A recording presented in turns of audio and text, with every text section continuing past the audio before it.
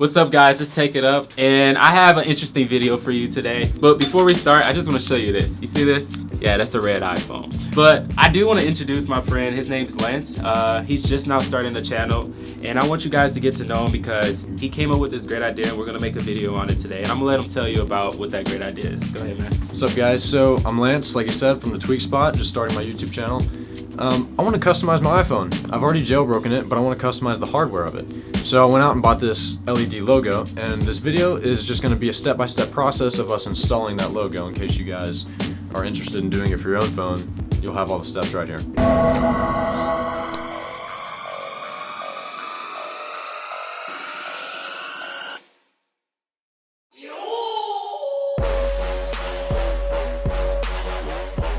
Alright, so what you need is your phone, some tools to open it up, the LED logo itself, some electrical tape, some double-sided adhesive tape, and some scissors. Except for the household items, I'm going to be putting links in the description for where you can get these things. So first thing first, power down the iPhone.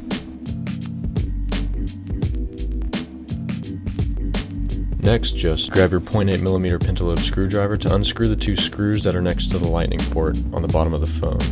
So because these screws are tiny, they're very easy to damage. So what you're going to want to do is apply some pressure to the screwdriver as you're turning it so that the screwdriver doesn't slip and strip the head of the screw.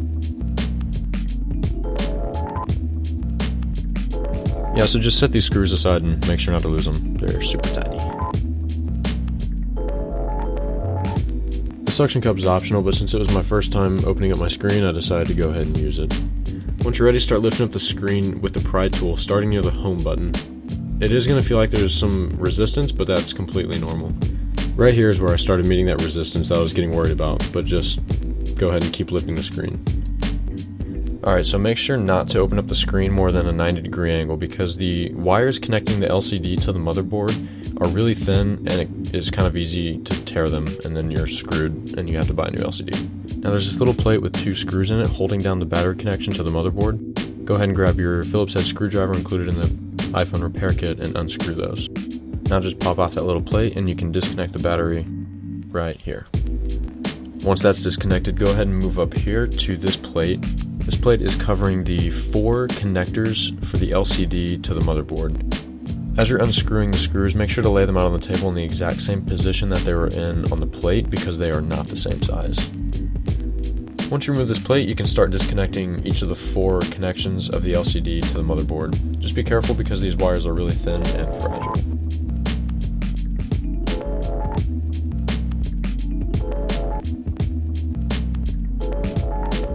So once you pop those connections, the LCD is now free and you can remove the suction cup.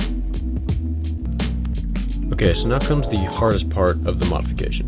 You've got to remove the battery, but the problem is that Apple glued it down. But thankfully they added some tabs at the bottom that are directly connected to the adhesive. So what you're going to want to do is carefully lift those tabs and then pull straight down. Doing that should remove the adhesive completely.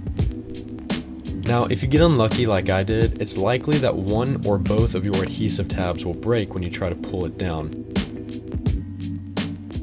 What you need to do in this case is grab a blow dryer or a heat gun and apply heat directly to the back of the phone near the same area that the battery is.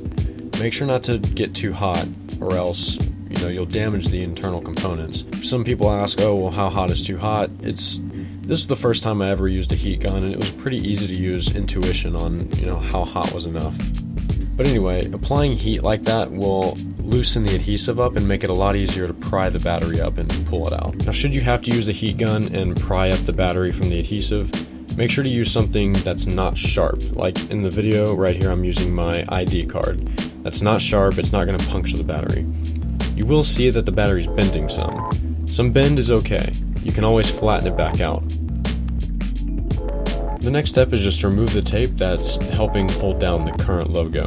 You can set it aside and reuse it for the new logo if you want, or you can just do what I did and use some fresh electrical tape. So once you've got that done, it's time to start prying up the old logo. I used a razor to get it started and then the small flathead that came with the iPhone repair kit to finish off the rest of it. If you want to keep the old logo, you can, just in case you ever need to remove the LED, you can replace it with the original. Now it's time to replace the old with the new. Grab the LED logo and try to set it in place. It should sit flush with the aluminum, just like the old one. Once you're satisfied with the placement of it, use some electrical tape to hold it down. Down at the bottom is some extra wire and a capacitor. Nothing plugs in down here, you just need to tape it down with some electrical tape, making sure it sets even with everything so that the capacitor doesn't get crushed when you close the screen. Next, you need to remove this electrical tape covering the connection on the LCD. This will be where you connect the new LED logo. Now line up the LED wire perfectly center with this connection on the LCD. Also make sure that the LED wire ends on this connection, and by that I mean don't let any of the wire hang over that connection point on the LCD. As you can see here, I initially messed that up and learned the hard way and had to go back and redo it. One of the most important things you have to do here now is cover up any of the metal you see from the wire or from the contact point on the LCD. This will make sure that you don't short out your screen. Your LED kit should have come with 2 small foam pads. Put those directly over the wire where it connects to the LCD. That'll ensure a firm contact point whenever you close the phone.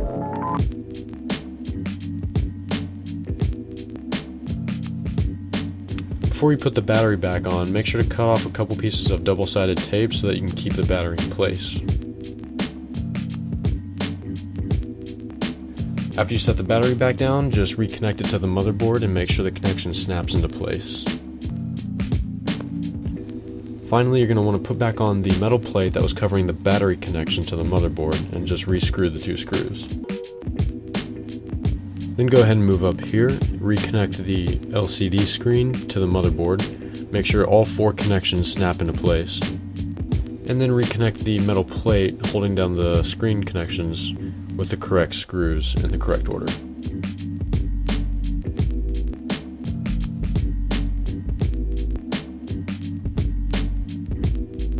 And finally, the last step. Close the screen from top to bottom, running your fingers gently along the edge until it snaps back into place. Well, actually, I guess the final last step is to re-screw the screws in by the lightning port and turn on the phone for the moment of truth. And boom, baby, just like that, you've got a custom LED logo on your phone. The brightness of the logo will adjust with the brightness of the screen.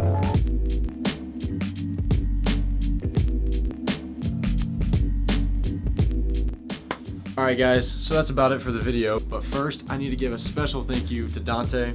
Let me use some of his tools because mine were kind of janky. Let me use his heat gun. You noticed in the video one of the strips broke, so I had to use the heat gun to kind of melt the adhesive the battery was on and pull it out. And I also started to freak out a little bit because of how my battery was bending, but Dante helped me keep a level head. He was right there the whole time, helped me out, helped me hold the screen a little bit when I was messing up. But yeah, thank you guys for watching. Dante?